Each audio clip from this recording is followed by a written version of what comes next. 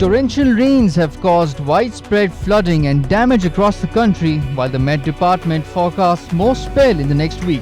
As we deal with flooded neighbourhoods and stale water in our towns and cities, it is important to be wary of the illnesses breeding in them. In this episode of Spotlight, we spoke to Dr Faisal Mahmood on the diseases accompanying monsoon weather.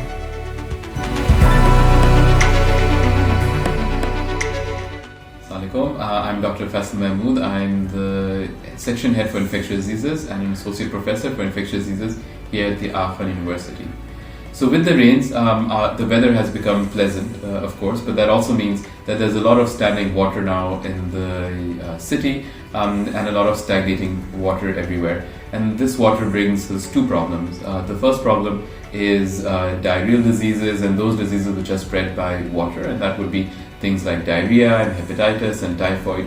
And it's important that we take all the precautions to prevent getting these infections. And it's pretty simple. All we have to do is to make sure that if we're eating out, any food that we eat is piping hot, is very, very hot food, because any bacteria, any virus will die when you cook it or when it gets very hot.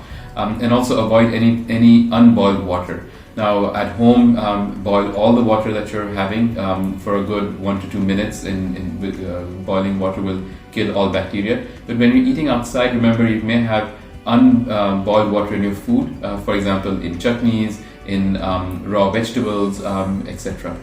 The other problem that we will start facing soon are those infections by mosquitoes. So that would be malaria and dengue, and this is a great time that you check your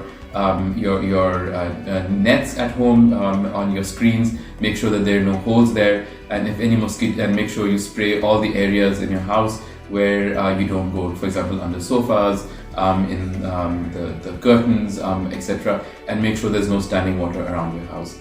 Stay safe, and hopefully we will get through this period safe and sound. Thank you.